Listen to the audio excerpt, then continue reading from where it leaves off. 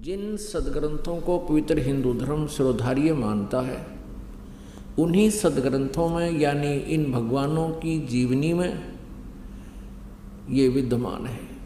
अब देखिएगा श्रीमद् देवी भागवत, सचित्र मोटा टाइप, केवल हिंदी, गीता प्रेस गोरखपुर से प्रकाशित है। ये इसके संपादक कौन हैं? हनुमान प्रसाद पोदार, चिमनलाल गोस्वामी।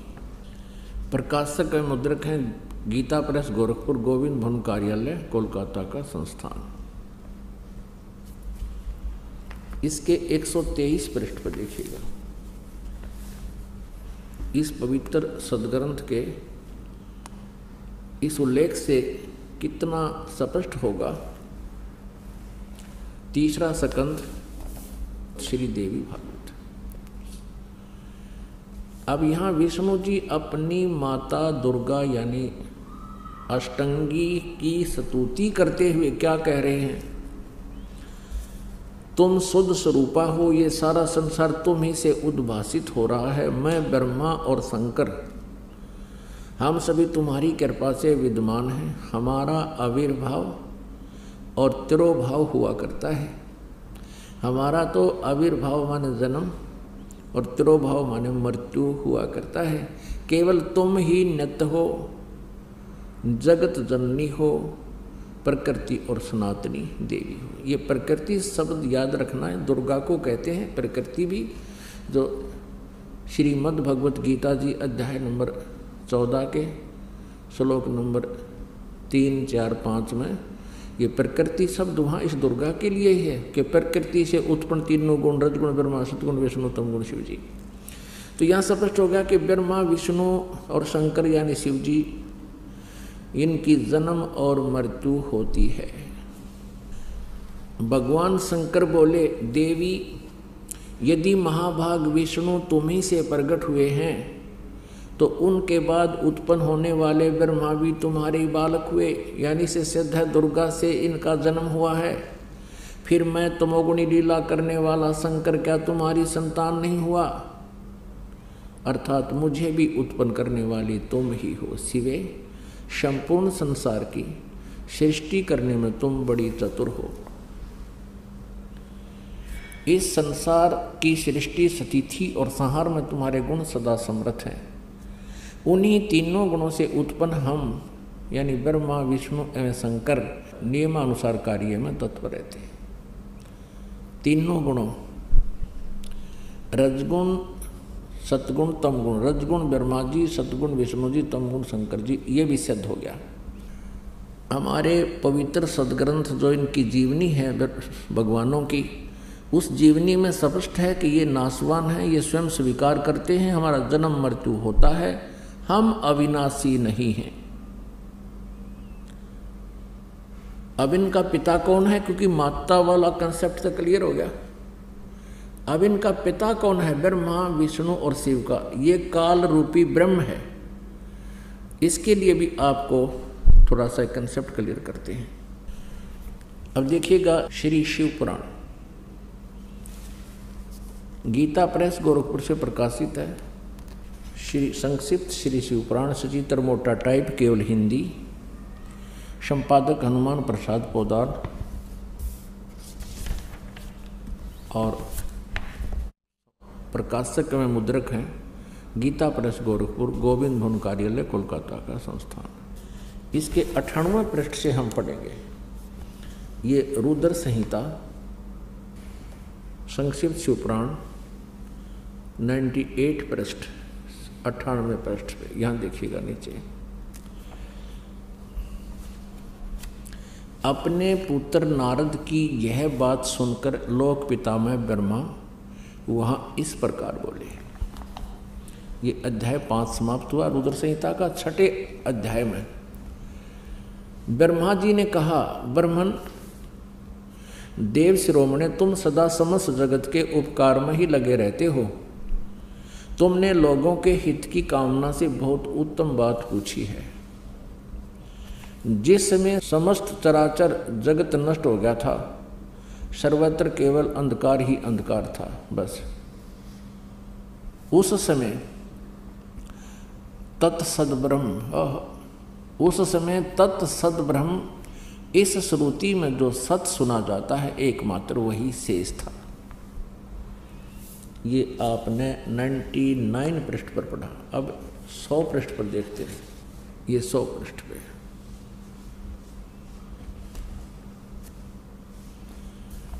जिस परब्रह्म के विषय में ज्ञान और अज्ञान पूर्ण यानी झूठी साची, ब्रह्मा जी इनके सबसे बड़े वक्ता हैं इस ब्रह्मांड के, और ब्रह्मा जी के कह रहे हैं कि जिस परब्रह्म के विषय में ज्ञान और अज्ञान से पूर्ण उक्तियों द्वारा इस प्रकार विकल्प किए जाते हैं, यानी कुछ सच्चे कुछ झूठे, उसने कुछ काल के बाद द्वितीय की इच्छा प्रकट की।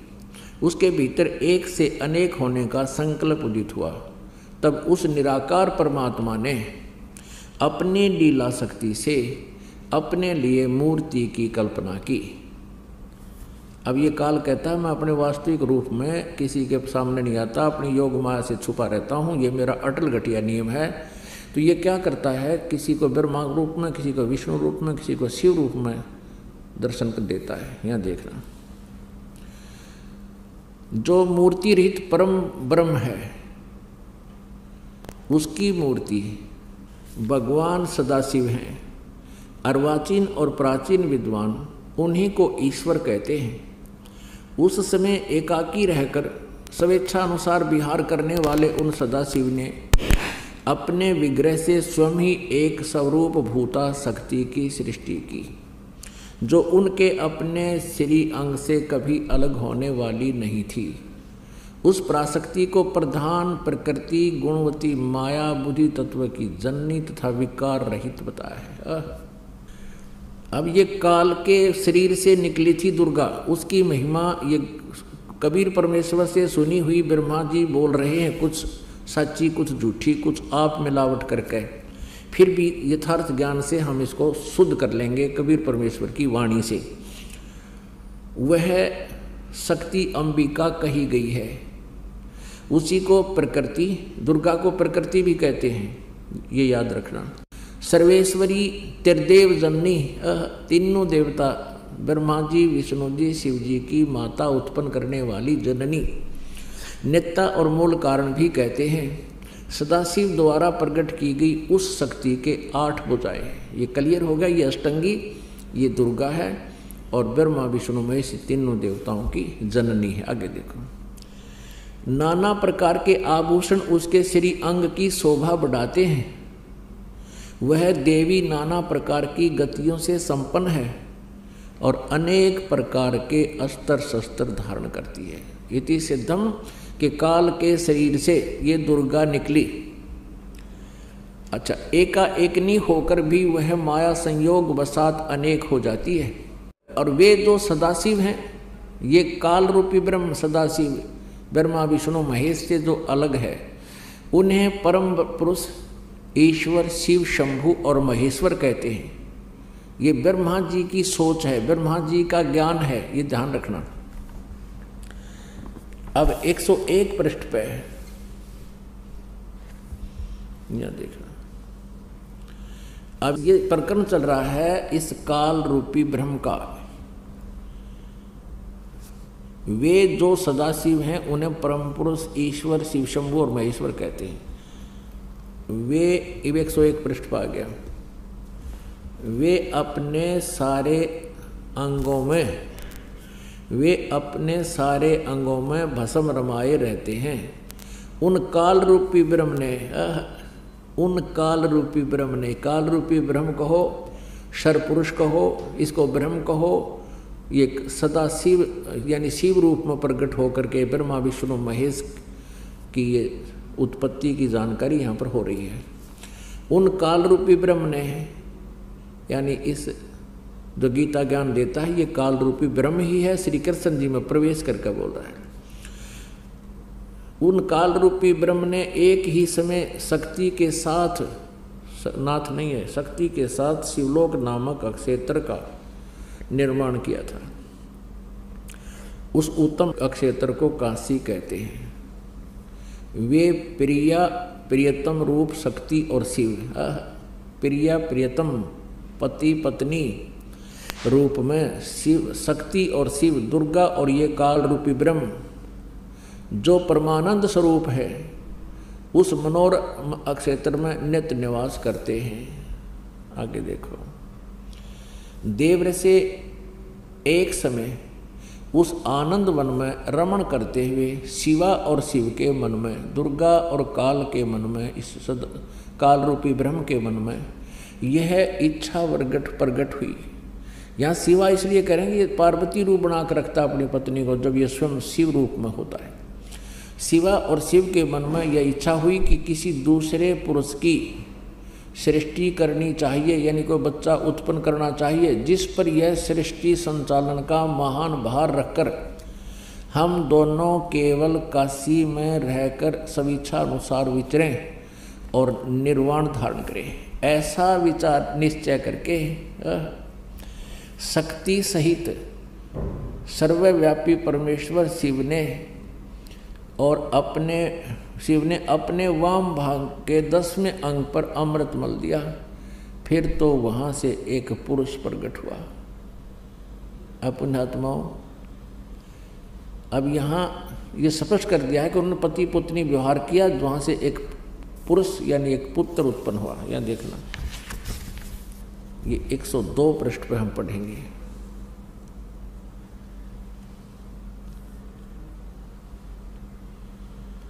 शिव ने कहा, वत्स, वो उत्पन्न हुए पुत्र को ये काल कहता है, सदा शिव भी कहो इसको, काल रूपी ब्रह्म को, क्योंकि ये शिव रूप में वहाँ प्रगट है, खड़ा है। वत्स, व्यापक होने के कारण तुम्हारा विष्णु नाम विख्यात हुआ। ये स्पष्ट हो गया कि विष्णु जी के माता पिता दुर्गा और ये काल रूपी ब्रह्म हैं। और इसी प्रकार यहाँ देखो, ब्रह्मा जी कहते हैं, ये अध्याय नंबर 6 समाप्त हुआ रुद्र संहिता का। 7वें में ब्रह्मा जी अपनी उत्पत्ति बता रहे। ब्रह्मा जी कहते हैं देव से, तत्पश्चात कल्याणकारी परमेश्वर शाम सदाशिव ने पूर्ववत प्रयत्न करके, यानी जैसे विष्णु को उत्पन्न किया, दोनों ने मिलकर अपने दाहिने अंग से उत्पन्न किया। ये आगे अपने आत्माओं, ये स्पष्ट हो गया कि श्री ब्रह्मा जी श्री विष्णु जी के माता पिता ये सदाशिव रूपी यानी काल रूपी ब्रह्म, इसको सदाशिव कहो, और शिवा कहो चाहे दुर्गा कहो, प्रकृति कहो। ये दुर्गा इनकी माता है और ये काल इनका पिता है। अब यहाँ अनुवाद करता थोड़ी सी गड़बड़ कर गया हिंदी में, संस्कृत में बिल्कुल सही लिखा है कि अब शिव जी से शिव जी की उत्पत्ति कैसे बताऊं, जची नहीं उसके दिल में, इसलिए उन अनुवाद ही गलत कर दिया। और परमात्मा कहते हैं, चोर चुरावे तूंबड़ी वो गड्ढे पानी में, वो गड्ढे हुआ ऊपर आवे न सच्चाई छेड़ी ना। इन्होंने सच्चाई को छुपाने की भरसक कोशिश की, लेकिन फिर भी ये सच्चाई को मिटा नहीं सके। आप जी को ये पढ़ने को मिला कि श्री ब्रह्मा जी श्री विष्णु जी के माता पिता ये प्रकृति यानी दुर्गा माता है और ये काल रूपी ब्रह्म इनका पिता है। अब यहाँ इस अनुवादकर्ता ने विचलित होकर के भगवान शिव जी की उत्पत्ति नहीं वर्णन किया, लेकिन सच्चाई छुप नहीं सकती। अब देखिएगा 9वें अध्याय में 110 पृष्ठ पर इन तीनों से अलग है वो जो इनका पिता है। देखिएगा, संक्षिप्त शिव पुराण 110 पृष्ठ पे